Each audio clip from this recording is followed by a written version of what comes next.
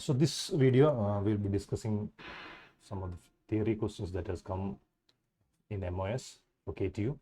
So this was the question asked in 2017 January. This is a total 10 marks theory question. Both of this question is from column portion of the Euler's theory of the module 5.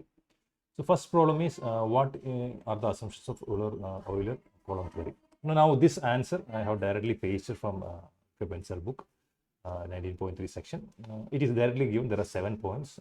The student is expected to remember all these 7 points. So I'll just briefly explain, try to explain what are the meaning of this, so that you can remember this also easily. So basically, the assumptions made for the Euler column theory are: column is initially perfectly straight and load is applied axially. So basically, what they're telling is the column is not bent; it is straight, and load is at the center of the column. Okay, so if it's a rectangular column, the load is at the center of the column. It will be at the center of the column, not at some other eccentricity or some other location. So that is the first assumption, and the column is straight. If the column is initially bent, then this theory is not valid. Second is the cross section of the column is uniform throughout its length. So basically, what does this mean? It means that the column, if this is a column, cross section here, cross section here, cross section here, all the cross section will be same. Okay, that means it is not tapering like this. Column can also taper like this. This is not happen. This is not acceptable. Euler's theory is not applicable for this kind of cases. Okay. Now third is the column material is perfectly elastic, homogeneous, and isotropic, and obeys Hooke's law. So this is about material. In material, they are telling material. So material, what they're telling is it obeys Hooke's law. Hooke's law. So this obeys Hooke's law. I hope Hooke's law everyone remembers. It is nothing but stress and the stress upon strain equal to modulus of velocity. So this is Hooke's law. Okay. Then they are telling it is isotropic,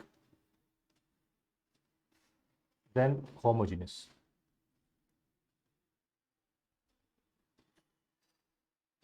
Homogeneous means any point on the column you take, the material composition, density, everything is same. Any point on the column. Okay, homogeneous.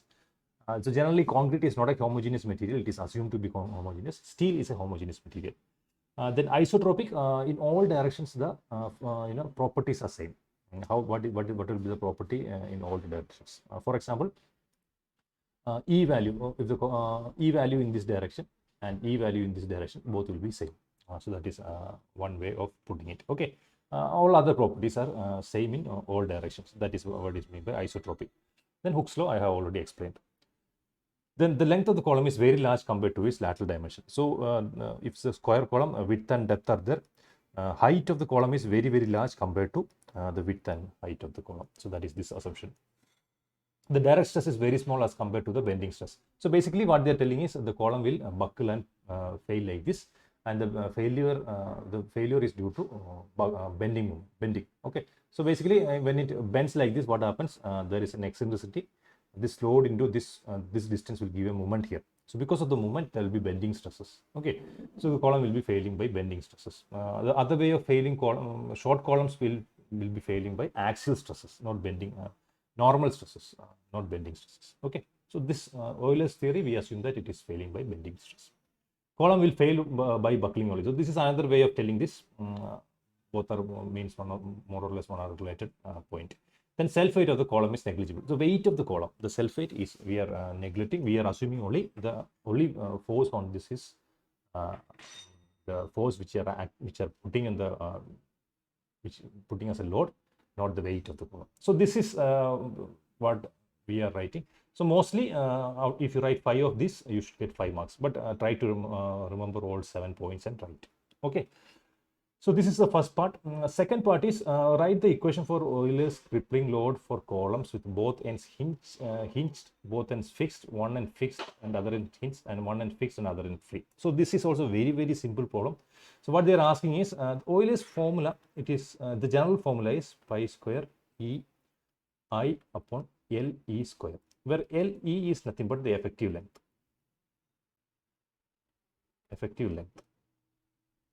Okay, this effective length changes depending upon the boundary condition. Okay, now those are the boundary conditions which are mentioned here. So if the column is let's say this is a column, it is pinned in both ends. Pinned in both ends. Okay, if it is pinned in both ends, what will happen? It will deflect like this. It will deflect like this. Okay, so basically this chord length of this deflection, it is nothing but if you assume to be circle, it is not circle, but then the distance between this point and this point is nothing but the effective length. Okay, now what is the meaning of this? If when I explain other boundary condition, you will understand this. So in this case, the effective length is equal to original length of the column, where L is the original length of the column. L is original length. So in this case, the Euler's buckling load is nothing but pi square E I upon capital L square. Effective length, and this is same. Now what about if both ends are fixed? So we'll take that case. When both ends are fixed, so we'll put the boundary condition. So this is fixed, this is fixed. So fixed means this end cannot rotate, it is stiff. This angle will be always 90. Here pinned means this will rotate, this point is rotate. So how will this deflect? So it is an interesting point. So here there will be no deflection. After some point it will start to deflect. Okay, so wait. So after some point it will start to deflect, and then it will come back here normal. Right. Now original length, this is original length, total length. Now effective length, the meaning of effective length is nothing but this length. L. Okay, so this is basically whatever the from this point to this point. Now for fixed case, LE is given by capital L by 2. Okay, so when you substitute the value of LE as L by 2, the Euler's buckling load will become P equal to pi square E I upon, so L by 2 square. So this is nothing but this 2 will go here, so this will become 4 pi square E I upon L square. So this is Euler's buckling load when the both end of the column is fixed. Now you remember, you just see this, if cross dimension E, cross section of the material is same, so E will be same. If both columns the material are same and cross section is same, E and I will be same. So so you can see for this column the axial load, buckling load will be almost 4 times this column. Okay, so that is a difference of boundary condition. Now this is second boundary condition that we have covered. So one, both ends hinged is over, both ends fixed is over, one end fixed and other end hinged. So this is a third boundary condition. So let us see that.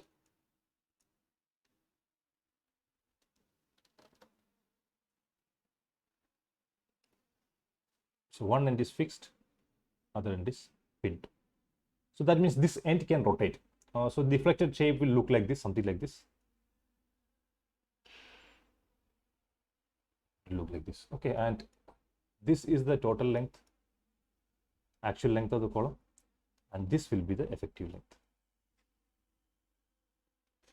Okay, here the relation is effective length is L upon root 2. So when you substitute in this equation, the Euler's buckling load become pi square E I upon LE is nothing but L by root 2 square. So this is nothing but 2 pi square E I upon L square. So this is the buckling load for this column. Now what I'll do, I'll just arrange a little bit so that I can write properly. So I'll bring this to here, bring all this here, I'll bring this here. Okay. Now the last one is one end fixed, other end hinge is over. One end fixed and other end is free. Okay, so one end is fixed and other end is free. So this boundary condition, this is fixed here, free here, right? So basically how this buckles, so this will buckle something like this. So something like this, it will buckle. Okay, so I'll draw an imaginary column to complete this. So this is my capital N, actual length of the column. and this will be my effective length of the column.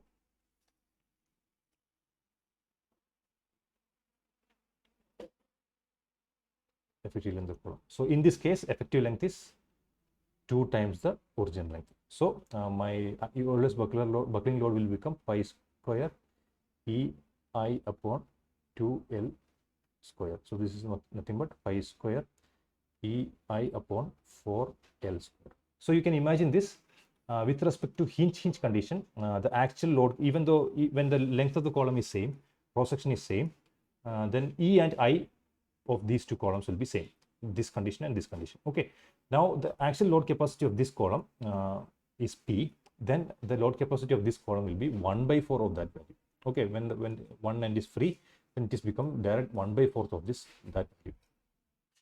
Okay, so this is the effect of boundary condition on the buckling load.